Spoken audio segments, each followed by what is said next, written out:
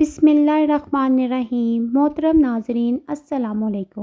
آج میں اللہ سبحانہ تعالیٰ کا نام الباری لے کر آپ کی خدمت میں حاضر ہوئی ہوں۔ الباری، پہلی بار پیدا کرنے والا۔ اللہ نے ہم سب کو نئے سرے سے پیدا کیا ہے، یعنی ہم میں سے کسی کی بھی مثال پہلے سے موجود نہیں تھی۔ ہمارا کارواں حضرت آدم علیہ السلام اور بی بی حوا علیہ السلام سے شروع ہوا تھا۔ ان سے پہلے انسان جیسی کوئی بھی مخلوق زمین پر موجود نہیں تھی۔ آپ کے خالق نے آپ کو سب مخلوقات سے الگ بنایا اور آپ کو سب سے برتر پہچان دی، اشرف المخلوقات۔ تو آپ کیسے یہ سوچ سکتے ہیں آپ عام ہیں؟ ہم میں سے کتنے لوگ ایسے ہیں جو چہروں اور رنگوں کو لے کر انسیکیور ہوتے ہیں؟ ہم میں سے کتنے لوگ ہیں جو قد کی لمبائی یا کمی پر اعتراض کر سکتے ہیں؟ بہت سارے ایسے لوگ ہیں جو ہم میں سے صرف اس لیے ناخوش ہیں کیونکہ اپنی بناوٹ سے مطمئن نہیں۔ ہم کسی کو دیکھتے ہیں جس کا رنگ اور روپ ہماری نظر میں ہمارے رنگ اور روپ سے زیادہ پرکشش ہوتا ہے تو ہم فوراً احساس کمتری کا شکار ہو جاتے ہیں۔ ہم فوراً سے یہ سوچنے لگتے ہیں کہ ہم خوبصورت نہیں ہیں۔ اللہ نے ہماری شکل و صورت جیسی بنائی ہے، ہماری شکل و صورت ہمیشہ ویسی ہی رہنی ہے۔ انسان کے بس میں کچھ بھی نہیں ہوتا۔ اگر اللہ نے آپ کو تھوڑا صاف رنگ دے دیا ہے تو اس کا مطلب یہی نہیں ہے کہ وہ صاف رنگ آپ کو اللہ کی نظر میں بھی برتر بنا دے گا۔ چہرے تو وقت کے ساتھ ساتھ برے ہو جاتے ہیں، لیکن کردار کبھی بھی برا نہیں ہوتا۔ آپ نے کیسے زندگی گزاری ہے اور آپ کا دوسرے لوگوں کی زندگیوں پر کیا اثر رہا، یہ آپ کے مرنے کے بعد بھی ہمیشہ زندہ رہتا ہے۔ اللہ قرآن میں فرماتا ہے، ہم نے انسان کو بہترین صورت پر پیدا کیا۔ یہ آیت آپ کے لیے اللہ کی طرف سے دلیل ہے کہ اس کائنات میں موجود ہر چہرہ خوبصورت ہے اور اپنے اپنے انداز میں مکمل ہے۔ اللہ حسین چیزوں کو پسند کرتا ہے، اس لیے اس نے جو کچھ بھی بنایا ہے عام انسان کی صلاحیتوں سے ہٹ کر بنایا ہے، بہت یونیک بنایا ہے۔ آپ کو پتہ ہے اللہ کی نظر میں سب سے حسین چہرہ کون سا چہرہ ہے؟ وہ جو ان نعمتوں پر اتراتے نہیں ہیں جو اللہ نے انہیں دے رکھی ہیں، وہ جو اس کی مخلوق کا دل نہیں دکھاتے۔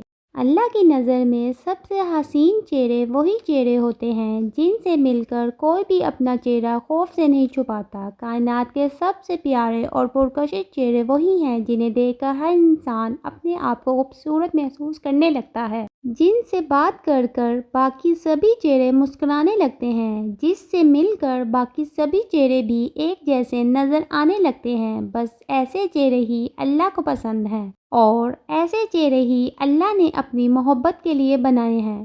اللہ نے ہر انسان کو اس انسان کے مطابق جسم دیا۔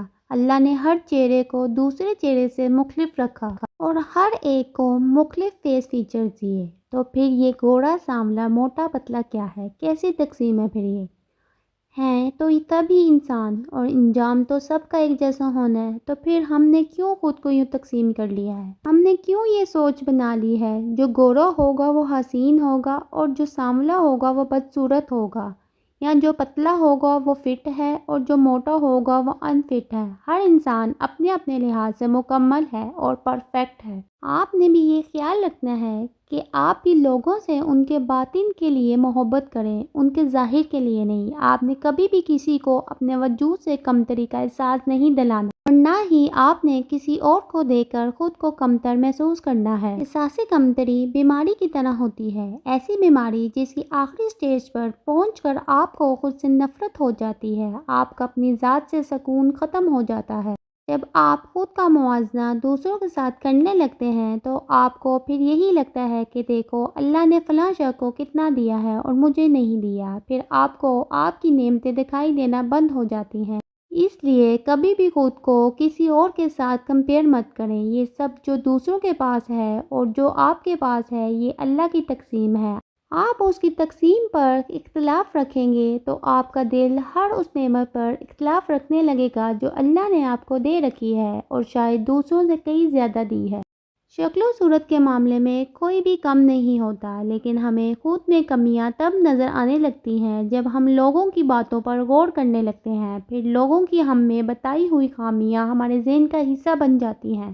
پھر تمام عمر وہ ہمارا حصہ بن کر ہمیں خود سے نفرت کرنے کا عادی بنا دیتی ہیں۔ آپ کو بنانے والا جب آپ کی شکل و صورت کی پرفیکشن پر قرآن میں آیات لکھ رہا ہے تو پھر آپ نے کیوں لوگوں کی باتوں کو دل سے لگا رکھا ہے؟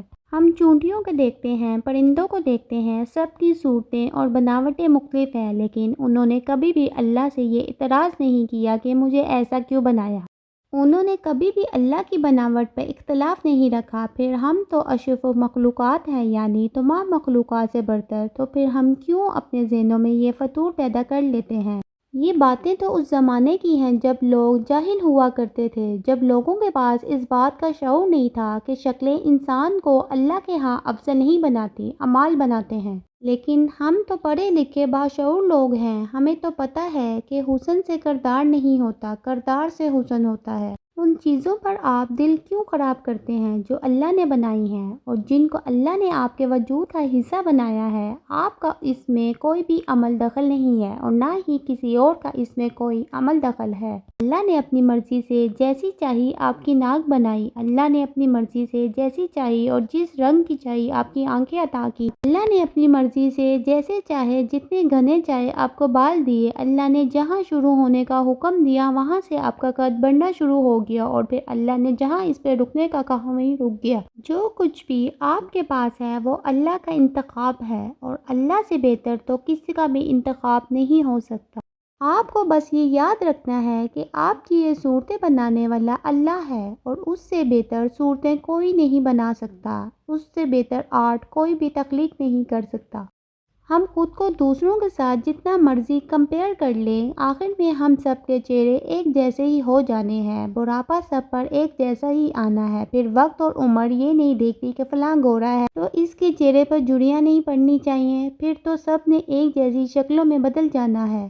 بس اتنے سے وقت کی جوانی کے لیے ہم کیسے ساری زندگی خود سے ناخوش رہتے ہیں اور ساری زندگی وہ بننے کی کوشش میں لگے رہتے ہیں جو دراصل ہم نہیں ہیں۔ اللہ کی تخلیق پر یقین رکھیں، خود پر یقین رکھیں۔